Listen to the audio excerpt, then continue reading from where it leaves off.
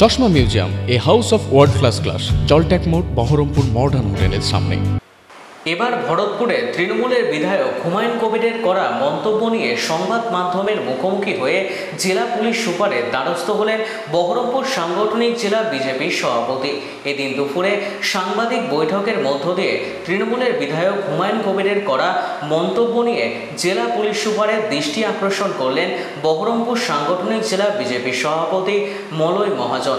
সাংবাদিক বৈঠক থেকে মলয়বাবু একাধিক প্রশ্নচিহ্ন রেখে দিলেন জেলা নিরাপত্তা দায়িত্বে থাকা জেলা পুলিশ সুপারের সামনে।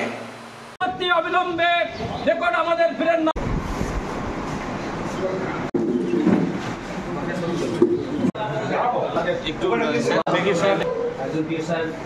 আমরা কিছুদিন আগে শুনতে পেলাম আমাদের তাজপুর সমাজে একটা পীর সাহেবের জায়গা ছিল।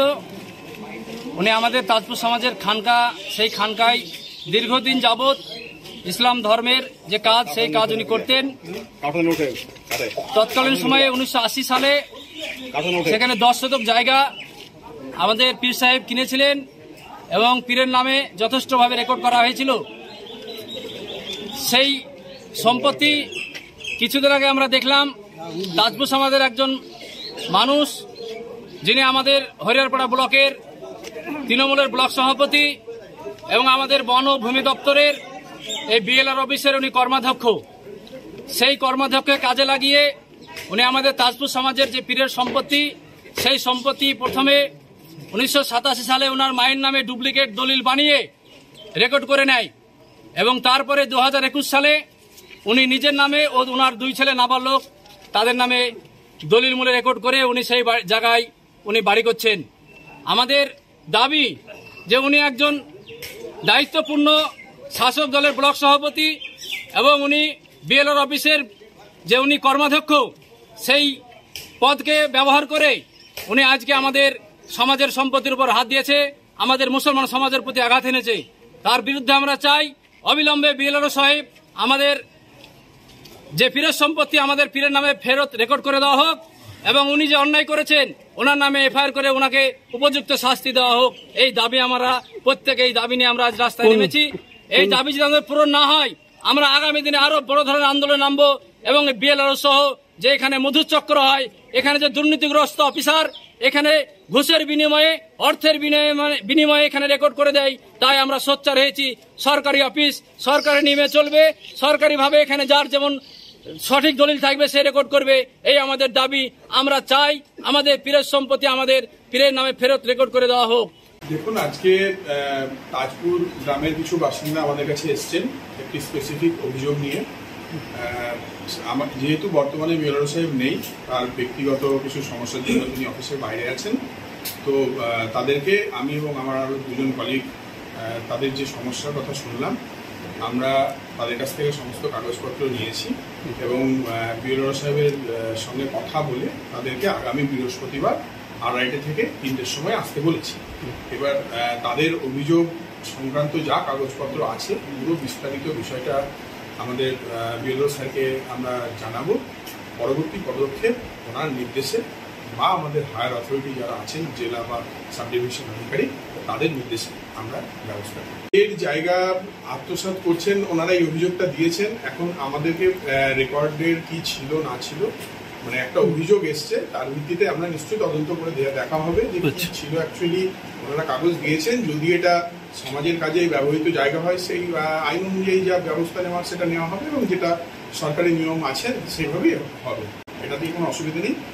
পাশাপাশি একটি কথা বলার, দেখুন আমরা আমার হরিহরপাড়াতে আসা বছরখানেক হলো, আমাদের সমস্ত অফিসার মিলে আমরা অলমোস্ট 1 লক্ষের কাছাকাছি মিউটেশন ডিসপোজ করেছি, সেখানে 1.5 লক্ষ প্লাস। তো সেখানে 2-1টি কিছু ভুলভ্রান্তি, আমরাও মানুষ, আমাদের দ্বারা হয়নি এটা বলবো না, হয়েছে। পরবর্তীকালে সেগুলো মানুষ আসলে আমরা সংশোধন করে দিয়েছি। যদি দেখা যায় যে কোনোটা ভুল হয়েছে, সেটা যেভাবেই হোক, সাধারণভাবে ভুল আমাদের অজান্তেই হয়, কারণ প্রচুর মানুষের হিয়ারিংয়ের চাপ আমাদের উপরে থাকে। তো সেখানে যখন দেখা যায় যে একটা ভুল হয়েছে, সেটা সংশোধন করে দেওয়া হবে। আর এই ওনাদের যে অভিযোগটা, এটা রিসেন্ট টাইমে হওয়া নয়, দীর্ঘদিন আগের হওয়া, তার জন্যই আমাদের যে প্রসিডিংসটা আছে আমাদেরকে ফলো করে এগোতে হবে এবং এটা পুরো সম্পূর্ণভাবে বিএলআর স্যারের সঙ্গে এবং অন্যান্য সিনিয়র আধিকারিক যারা আছে তাদের সাথে যোগাযোগ রেখে এই কাজটা করা হবে। আমি হরিহরপাড়া বাসীকে আশ্বস্ত করতে চাইব যে আপনাদের যদি কোনো আলাদা করে অভিযোগ থাকে নিজের ব্যক্তিগত, এসে বলবেন। আমরাও সরকারের অংশ, সমস্তভাবেই আমরা পরিষেবা আপনাদেরকে দেবো। এই নিয়ে কোনো একটি অফিস থাকে, সেখানে বিভিন্ন সমস্যা হতে পারে, তার মানে এটা নয় যে দপ্তরটার মধ্যে ভালো মানুষ নেই বা এরকম কিছু ব্যাপার। আমরা স্বচ্ছতা রেখে কাজ করে থাকি। আমাদের ভুল হয়, এটাও আমরা দীপ্তকণ্ঠে বলছি, ভুল হলে আমরা সেটা সংশোধন করে নিই।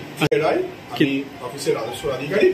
এছাড়া দেখুন, গোটা সমাজ জানে এবং আমার গ্রামের সমাজের লোক প্রত্যেকেই জানে 30 সাল আমাদের, 60 সাল আমাদের পৈতৃক সম্পত্তি, আমার নানার সম্পত্তি। সে নানার সম্পত্তি একটা 27 সালে একটা ওটা একটা দলিল হয়। সে এক পীর সাহেবকে মানতেন, সে পীরকে আমার নানা রেজিস্ট্রি করে দেয়।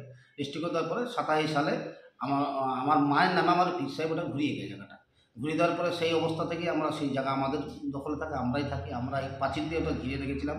দীর্ঘদিন ধরে আমি ওখানে ঘর করিনি, যেহেতু আমার ঘরে বাড়ি করার জায়গা নাই। এমনিতে বাড়ি করার জায়গা না, আপনারা সবাই জানেন এবং গোটা হরিহরপাড়া জানে যে আমি পশ্চিমবাংলার ব্লক সভাপতি সবচেয়ে লিটি পরিবার হলে আমি। তবে সেইভাবে আমি আমার জায়গা যেহেতু আছে, তো এতদিন ধরে বসবাস করেছি, কোনোদিন কোনো অভিযোগ হয়নি। কিছু অসাধু মানুষ যারা রাজনৈতিক ফয়দা ওঠার জন্যে, এরা গত লোকসভা ভোটে মোহাম্মদ সেলিমের হয়ে কাজ করেছিলেন। আমার কাছে গোহারা হেরেছেন, ওই সমাজেই ওনাকে ভোট দেয়নি এবং ওই হুমায়ুনপুর অঞ্চলে প্রচুর ভোটে ওরা হেরেছেন। এবং গোটা হরিহরপাড়াতে আপনারা জানেন কিছু লোক ভোট না করলেও কিন্তু এখানে আমরা 22-23 হাজার লিড পেয়েছি। এই প্রতিহিংসামূলক রাজনীতি আমার ব্যক্তিগত রাগ আমার উপর একটা ছিল, সেই রাগ তোলার জন্যে ওরা উল্টাপাল্টাভাবে বলে বেড়াচ্ছে।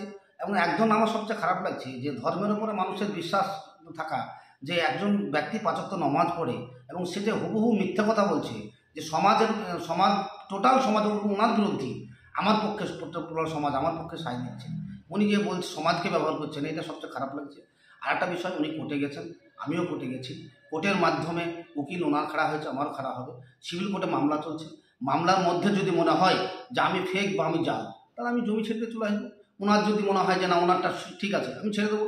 আর যদি আমার সঠিক জমি হয়, সেটা কোর্ট বিচার করবে। আইনের উপর আমার ভরসা আছে, আইনের উপর আস্থা আছে। আইন যেটা করবে সেটা